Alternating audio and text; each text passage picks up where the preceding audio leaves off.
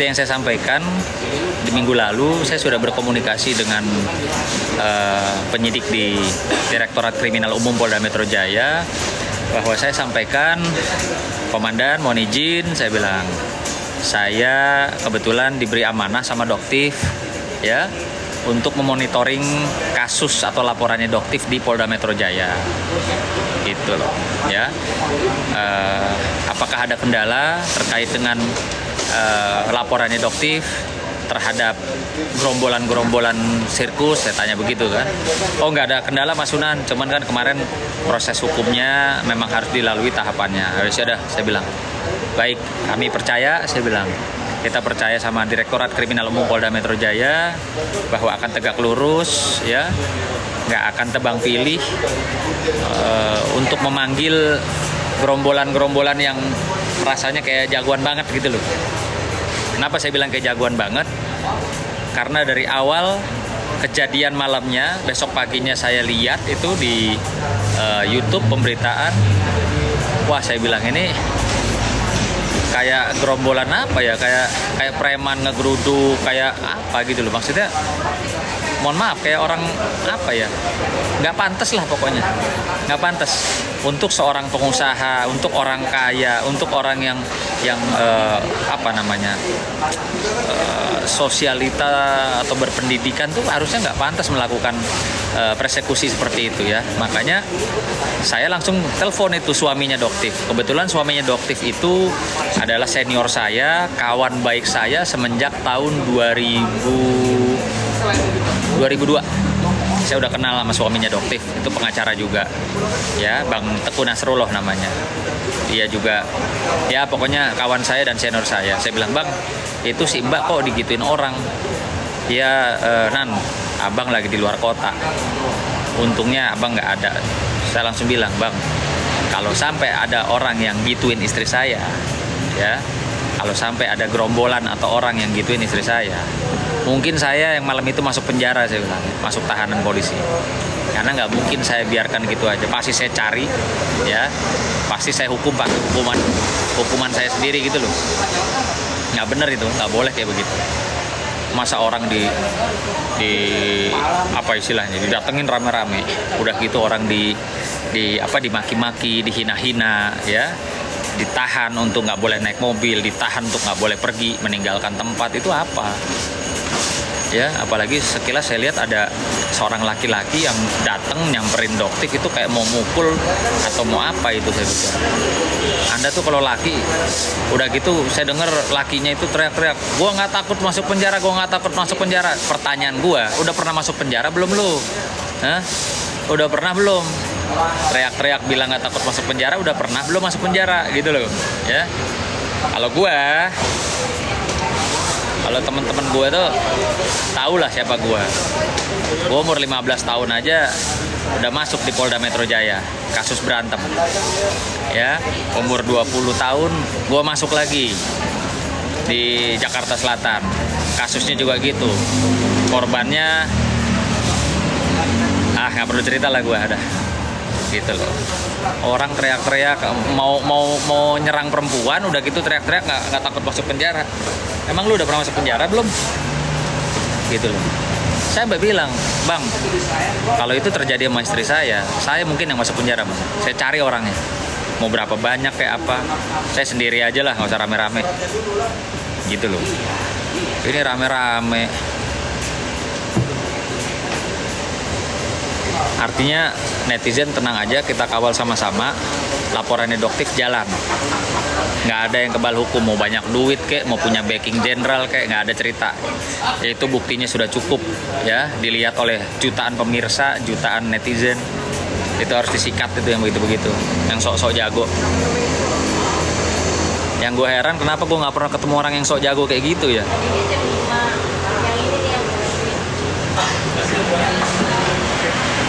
Sama kemarin gue juga lihat, gue prihatin tuh, ada perempuan di depan kantor polisi ya, bisa diserang, bisa dikeroyok, mobilnya dihancurin kayak gitu tuh. Waduh, itu sih gila itu. Asli, kalau bini gue digituin, nggak tahu deh.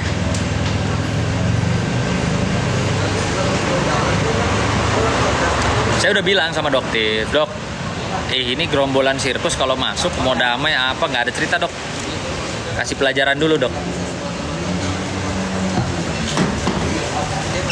Dan Doktif menginfokan kepada saya laporan Doktif terhadap gerombolan sirkus itu tidak hanya di Polda Metro Jaya ya, tapi juga di Polres Jakarta Timur.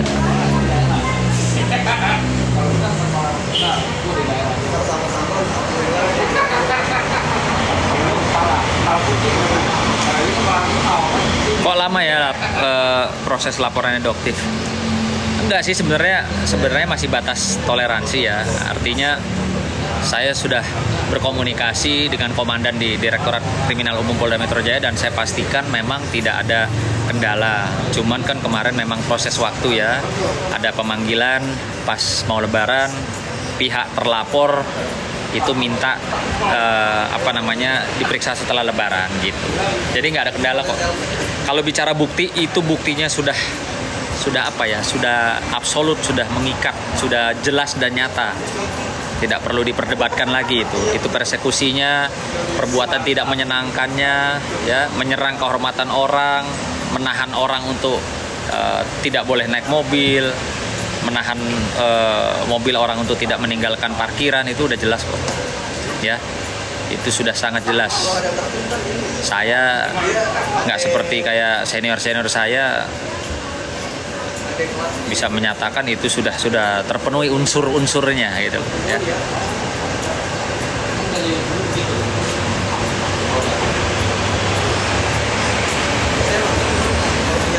Iya, itu kan dari awal saya sudah sampaikan bahwa Nikita Mirzani itu bisa melakukan upaya hukum karena dia direkam tanpa sepengetahuan dan tanpa izin. Itu loh, itu memang yang dilaporkan Bang Fahmi itu udah benar, karena saya dari awal udah menyuarakan itu. Saya bilang orang direkam-rekam tanpa izin gitu kan, terus rekamannya tersebar luas gitu loh. Gua laporin juga lu. Emang gua mau gimana?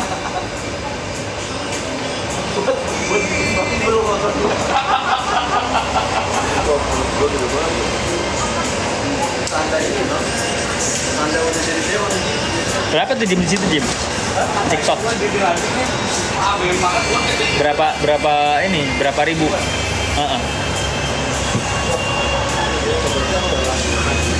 Udah lewat lebaran nih. Iya. Setelah lebaran juga kemarin saya koordinasi berkomunikasi dengan pimpinan di Direktorat Kriminal Umum Polda Metro Jaya. Perkaranya jalan kok.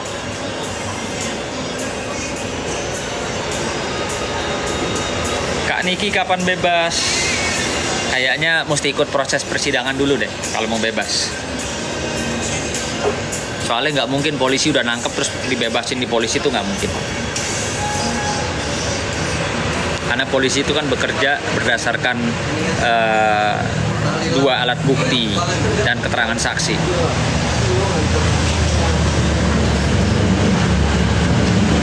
Ya, memang kalau merekam itu yang boleh adalah pihak yang berwenang, seperti kayak pihak KPK, kejaksaan, kepolisian. Itu pun juga mereka nggak bisa sembarangan ya. Walaupun mereka institusi sekalipun tidak bisa merekam orang tanpa, kalau nggak ada kasusnya, tanpa ada laporannya gitu loh, tanpa ada dugaan-dugaan tindakan kriminal, nggak bisa.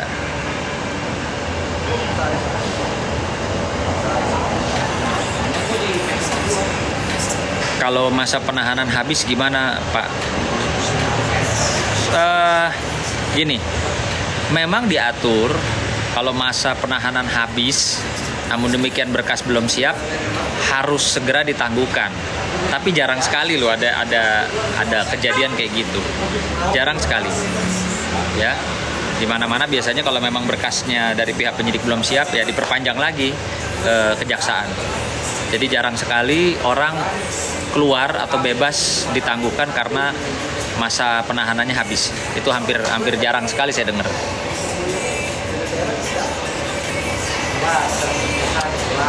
SS kok masih tetap bebas? promo produk gimana tuh Bang? Ya kalau itu saya bukan urusan saya lah ya. Itu kan kembali lagi kepada hak orang. Mau jualan silahkan. Tapi yang seperti saya ingatkan ya, para pengusaha skincare ini harusnya ketika memesan produk ke pabrik ya, begitu pabrik kirim kembali untuk sebelum dijual atau diedarkan ke reseller, harusnya diperiksa lagi tuh bahan-bahan kandungannya di lab ya, di laboratorium. Apakah yang dari pabrik ini sudah dapat dipastikan aman.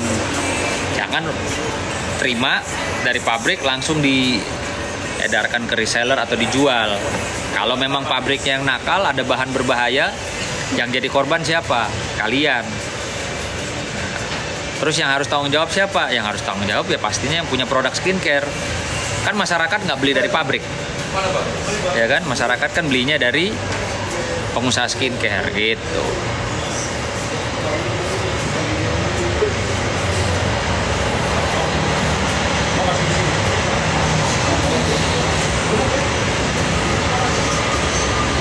Kalau udah sukses gitu, dia mau ngasih kerjaan ke kita, ya kan?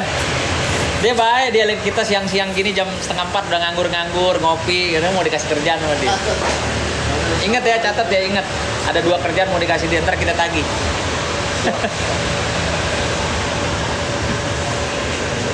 Ini kita pengacara beneran, pengangguran banyak acara. Teman-teman saya itu anak-anak yang baru melihat Jerman, mereka di Jerman, mereka bikin perusahaan sendiri di sini sekarang. Udah itu dua yang lo obrolin ke gua, beres itu, jadi itu jalan ke yang Pak JK sama yang kemana-mana, ke Mabes, udah kasih gua. Itu di Mabes kepentingannya dokter Marta ini untuk medical check up. Oh, udah gampang, lo percaya gua. Udah basic. Lo tanya adek lo si Al tuh. Kalau gue nggak pernah ngomong kosong gue emang gini-gini aja. Tapi saya juga dulu. Lo mau kemana gue anterin. Saya ada sedikit ini mesin dulu Pak, gara-gara persoalan waktu itu masuk di clubbing ya kan. Waktu itu kan mereka berharap untuk mobil di clubbing itu pikir yang nanya. Tapi kan gue bilang, gue bayar setengahnya ya. Dari tagihan Fair dong. Juta, ya kan? Fair dong. Banyak orang tuh. Fair. Udah 50%-nya. Gue gak bayar setengah, gue kirim 6 juta, berarti masih ada sekitar 2 juta. Iya. Nah, kalian handle lah 2 jutanya itu, ya kan? Kan happy sama-sama kan.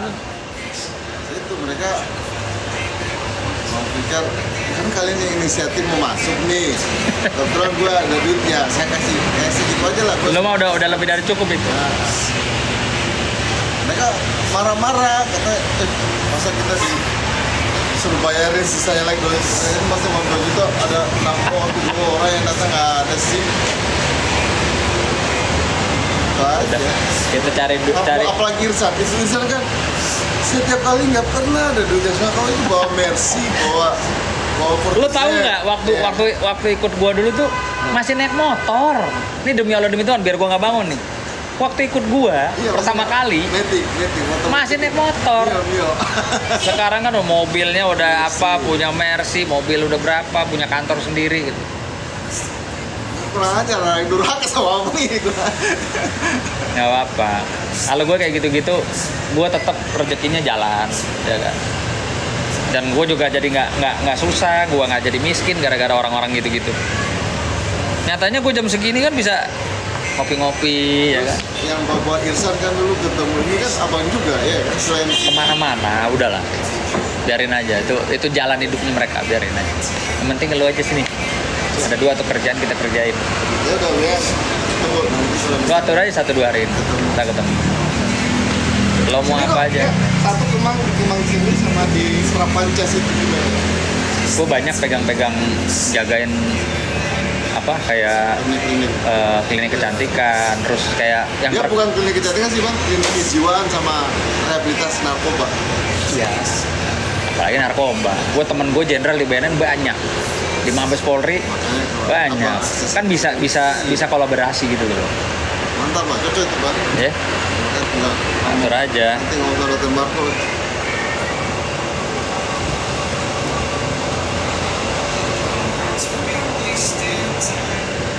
Ini kalian itu jangan mau ketipu sama filter.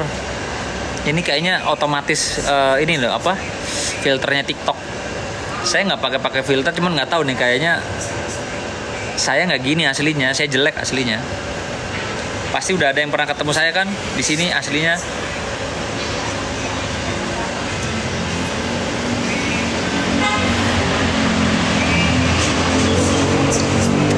Saya balik, saya kontrol. Mbak Widya, awet muda. Mbak Widya coba dilihat baik-baik nih. Ini jenggot saya, kumis saya udah putih semua nih. Gimana bisa awet muda? Umur saya udah 48 tahun ini.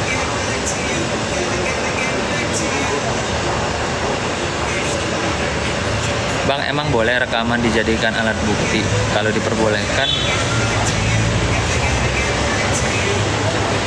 dari cara yang tidak sah. Oh iya, makanya tergantung orangnya keberatan nggak. Kalau orangnya keberatan, rekaman itu ya menjadi sesuatu alat bukti yang tidak sah. Apalagi sekarang alat buktinya apa? Rekaman tersebut sudah dijadikan laporan kan sama pihaknya Nikita Mirzani. Keren ya.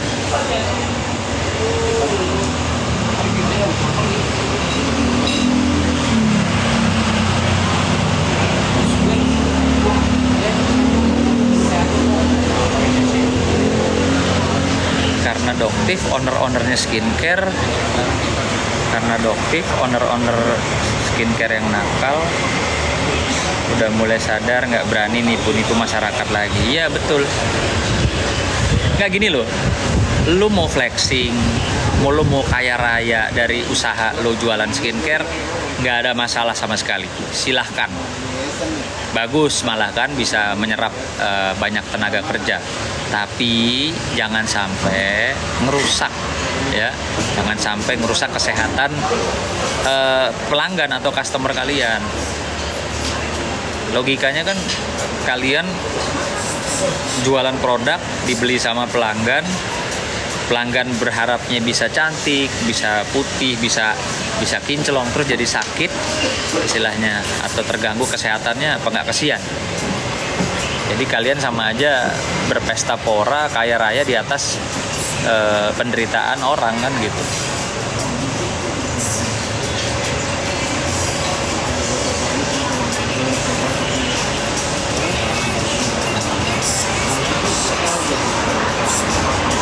Ya memang logikanya sih gini ya,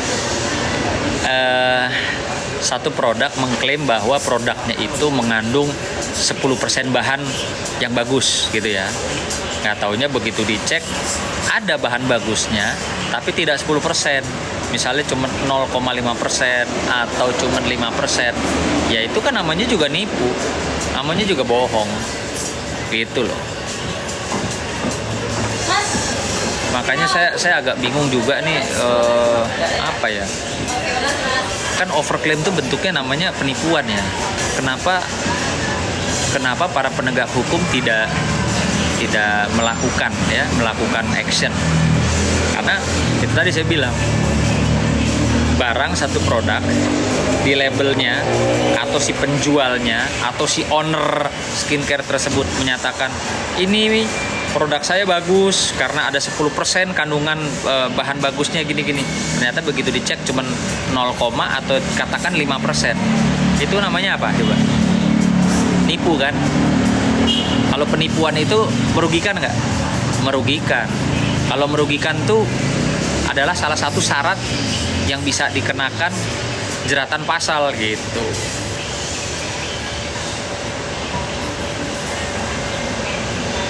Kasus skincare tetap saya kawal kok.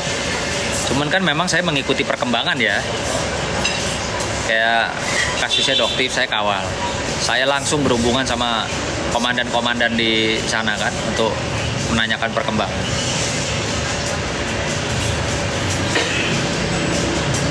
Nah, itulah baiknya Dokter Oki atau klien saya. Dia itu nggak suka ribut. Seperti yang saya bilang di awal, Dokter Oki yang saya kenal dari 5 tahun lalu memang orangnya tidak suka ribut, orangnya suka sesuatu yang damai. Kalau ada temen sama temen ribut, dia senangnya bisa menjembatani, mendamaikan gitu loh. Saya tahu Dokter Oki kayak apa orangnya. Nah, makanya kemarin saya bilang, dok, ini dokter kalau mau laporin bisa nih, saya bilang. Janganlah Bang Sunan, biarin aja, katanya. Orangnya baik kok. Makanya coba lihat deh, Dokter Oki itu kan baik ya. Makanya coba teman-teman lihat rezekinya, luar biasa loh dia. Ya, luar biasa deh.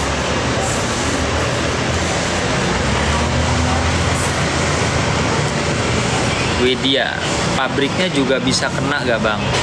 Karena biasanya yang mengeluarkan komposisi itu mereka. Nih, karena saya punya klien, owner pabrik skincare, dia bilang sama saya, Pak, SOP-nya antara kami, pabrik Maklon, sama si pemilik produk skincare, mereka tuh ketemu nih. Owner pabrik sama owner skincare ketemu. Mereka membahas pengen buat apa. Terus di situ dijabarkan juga kandungannya apa. Kalau sudah sepakat, baru diproduksi lah sama pabrik. Nah, gitu ya. Nah, makanya saya bilang, kalian ini para pengusaha skincare yang punya nama di produk-produk kalian, ya, setelah sepakat dengan pabrik dan memproduksi skincare tersebut, begitu balik ke kalian nih para pengusaha skincare, harusnya kalian cek, random cek aja, pesan misalnya 1000 piece, 100 piece dimasukin lab, ada nggak bahan-bahan berbahaya yang tidak sesuai, ya, tidak sesuai dengan kesepakatan kalian di awal, ada nggak? Kalau ada, ditemukan, jangan kalian lempar ke reseller atau jangan kalian jual, balikin ke pabrik, minta pertanggungjawaban pabrik. Kalau pabrik nggak mau, bisa ambil upaya hukum, bisa pakai jasa saya sikat pabriknya sekalian, gitu loh. Ya, jadi sebenarnya, kalaupun pabriknya nakal, melanggar dari apa yang sudah diperjanjikan, nggak akan juga sampai ke kalian, ke masyarakat, ketika para pengusaha skincare periksa lagi sebelum dia atau mereka mengedarkan, gitu loh. Masalahnya mau apa enggak gitu.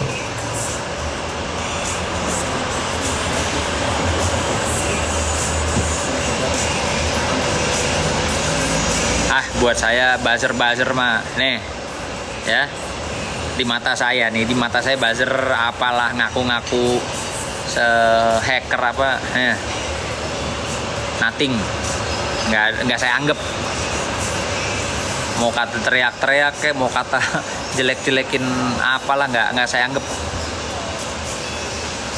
Karena mereka itu nggak lebih nggak kurang dari orang-orang yang hanya nggak punya kerjaan, dibayar sama orang yang membutuhkan buzzer, ya kan? Dibayar berapa sih? Paling banyak berapa puluh juta saya tahu kok. Satu orang pegang berapa akun sosmed gitu. Udah gitu-gitu aja kerjanya. Nothing buat saya sih, nggak ada artinya gitu-gitu. Jadi nggak perlu ditanggepin. Saya nggak perlu anggap aja buzzer itu kentut. Nggak usah pakai dianggap. Nggak usah pakai dianggap. Kan kemarin saya buktiin tuh. Saya hajar sampai ini kan, apa, akun Instagram di sosial media tuh yang apa namanya tuh, apa cyber apalah gitu loh.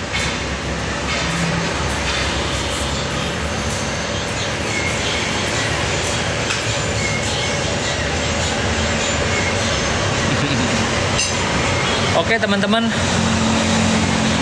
saya sudah waktunya persiapan mau jemput si kecil dulu nih. Nanti kita ngobrol-ngobrol lagi.